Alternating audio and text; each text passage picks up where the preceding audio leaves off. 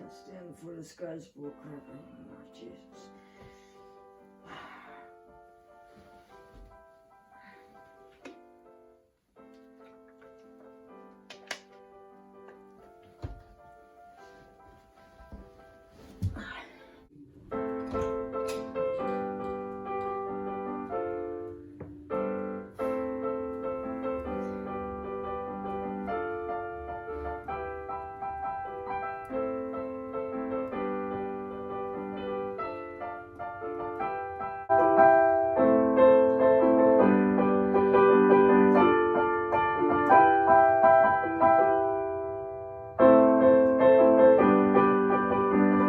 Sometimes when this place gets kind of empty,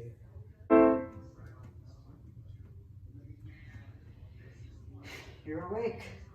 Yes, and a way better piano player than you. Try me. With pleasure. Play. So you already have a chord down. Play it. Play what? Under the Milky Way. Alright.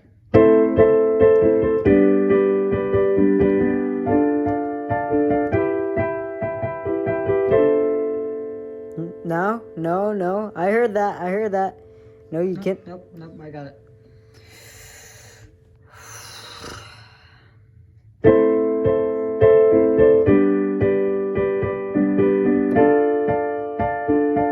Speed it up.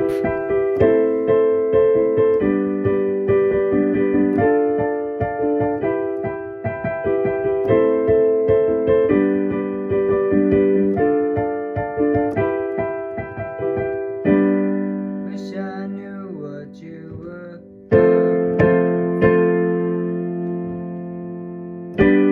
Might have known what you would find.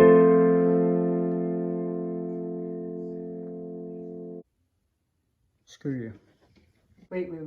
There's a new making fun of video we have to make. Wait again? The last time I made one was like 3 months ago. Yes, and I get that, but today is November 10th. We made that video August 3rd. Alright, let's get down to business.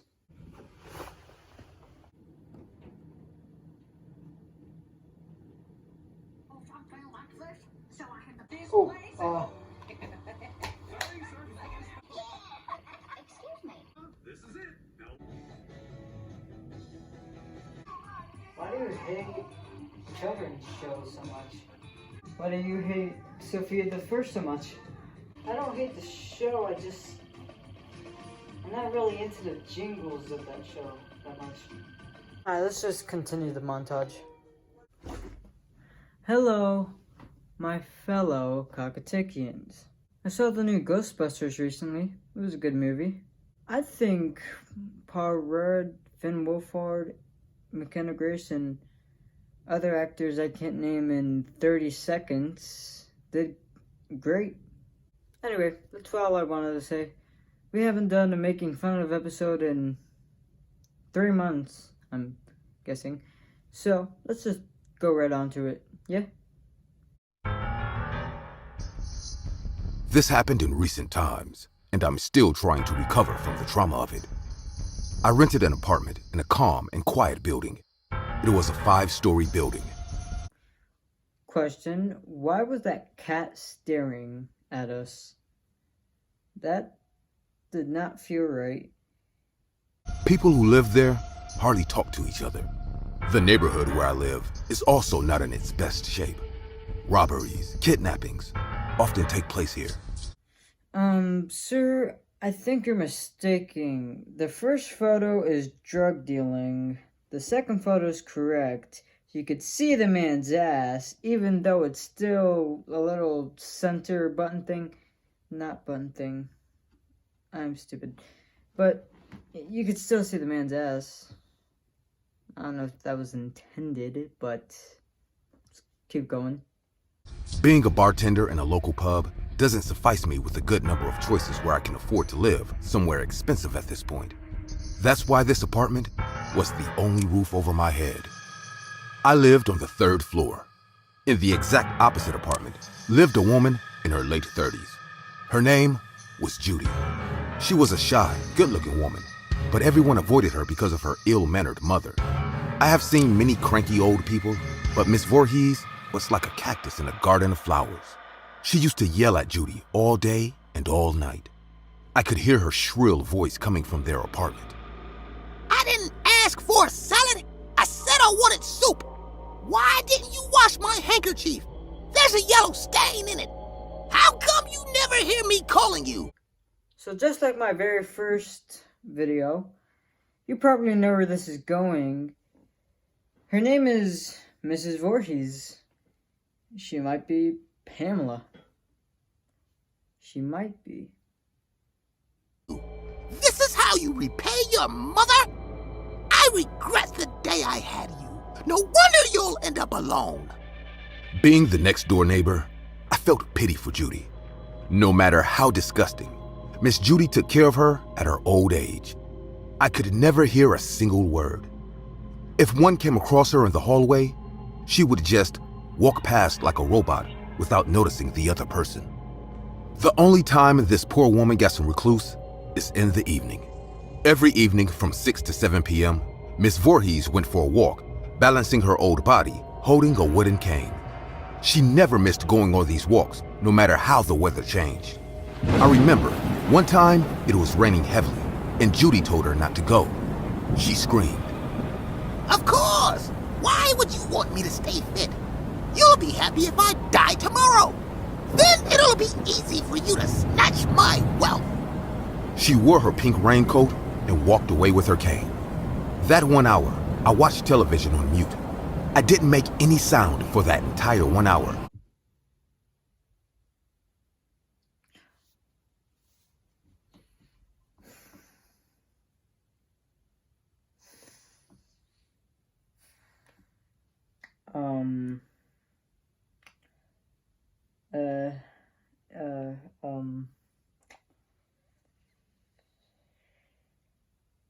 Yeah, sure. Okay, yeah. We could go with he's watching YouTube. As I wanted Judy to have some peace. I wanted her to have at least 1 hour from her entire day where she can cherish the silence or cry silently. There was nothing anyone could do except watch Judy go through the same hell every day. One night, I came home from work. I was about to unlock my door when I heard Judy's voice behind me. Thank you for being a quiet neighbor. It must be a horrible experience living next door to us. Not at all. It's good with me. I mean, I'm a heavy sleeper. I see. Before we could talk more, Miss Voorhees yelled from inside. If you're done fooling around, then finish the dishes. Judy's face became red with shame, and she closed the door. This woman is such a pain in the ass. She's driving her daughter crazy.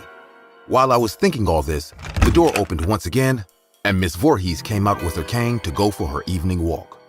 She gave me a look of pure hatred and walked away. Things were going the same as usual when a robbery took place in one of the apartments on the first floor. It didn't shock me though, because that's how the neighborhood was, like I said already. Out of tension and panic, I decided to install a doorbell camera just to be on the safe side. While attaching that, I came across Judy many times and told her to do the same. She gave me a sad smile and said, "My life is already ruined. Nothing else can make that worse."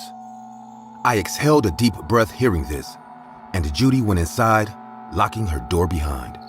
No one would have interfered in her life if not for this terrible incident. Is the cat narrating this video, or is it a reference from another video? IMR. It probably is a reference. My theory's covered, so let's just keep going. Happened. After installing the doorbell camera, I developed a new habit. I don't know why. I liked keeping an eye on the screen and monitor the movements on the other side of my door. Because of the camera, I could now hear Miss Voorhees' voice even more clearly. Her yelling and cussing were more prominent to my ears. It was a rainy evening, and I could hear Miss Voorhees arguing with Judy about going on her usual walks. Suddenly, she became quiet, and I saw Judy come out of the apartment sobbing. She stood in front of my door, whimpering badly. Even though I watched her suffer like this, I didn't open up the door because that would have been more embarrassing for her.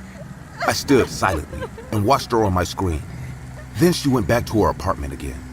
I sat on my couch and expected to see that old witch leaving for her walk after putting her daughter through hell like usual.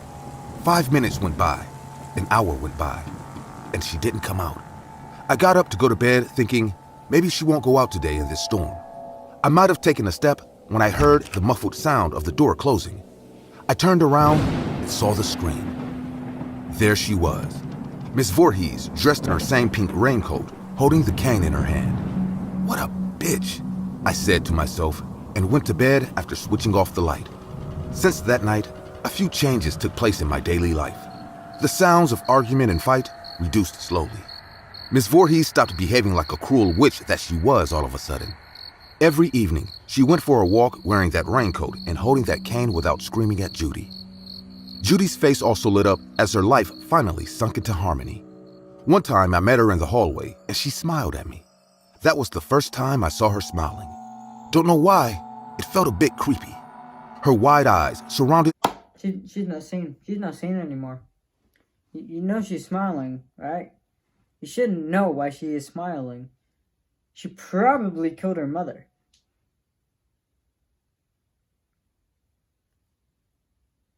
That's what I think. Hello, Samuel. Hi, Judy. How are you? I'm good. Finally good after a long time. I had a talk with Ma. Told her she needs to cut me some slack if we're going to live under the same roof. Luckily, she agreed. Oh, I'm happy for you. Let me know if you need anything.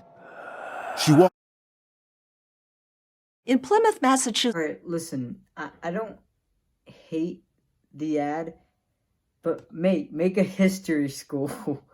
Please, just make a history school. Alright, let's keep going. He walked away with a smile and I went on my way.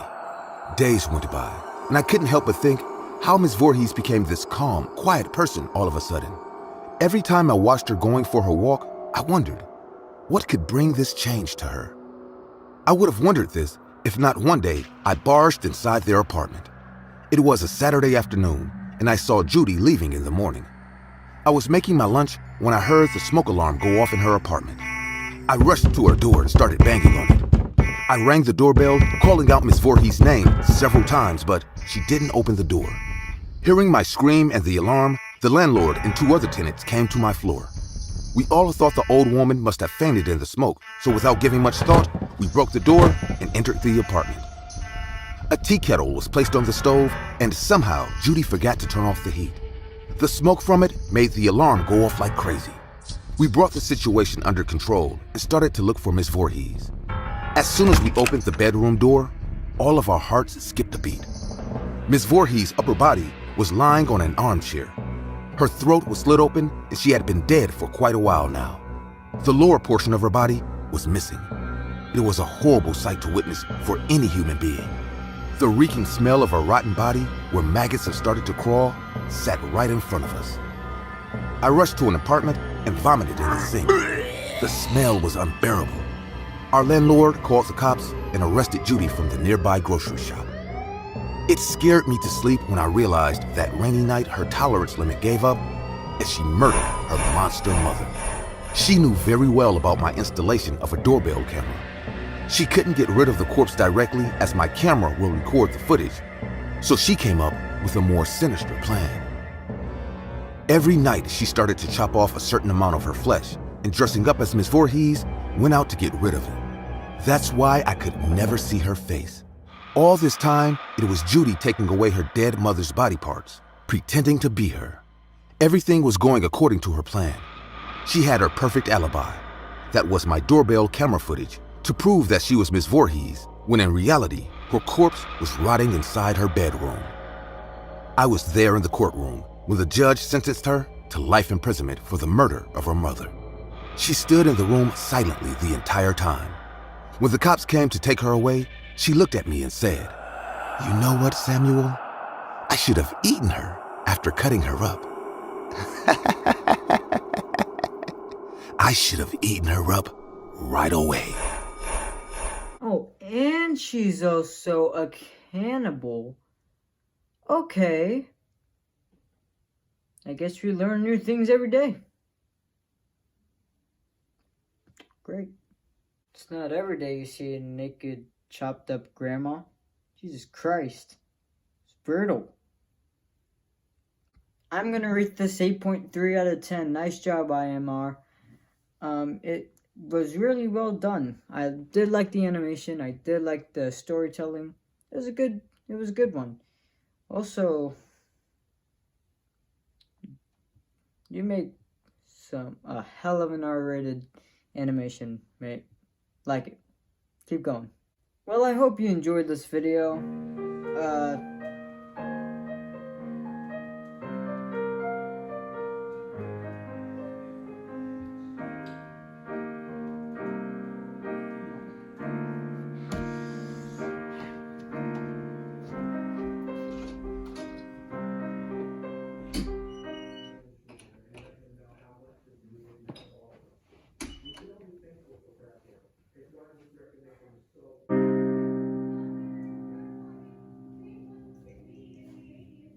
Hello, matey.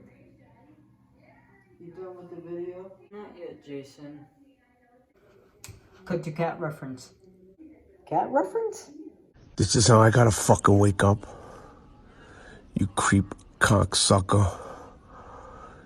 I don't want you outside my fucking door when I wake up. I don't know why the fuck you're still wearing a Santa Claus outfit. Christmas was a fucking week ago. Now when I tell my ma, I don't want everyone saying you're a fucking tattletale. Blink, motherfucker, make a move. Mom! Mom, why is it outside my door, Mom? I just fucking woke up. Ma!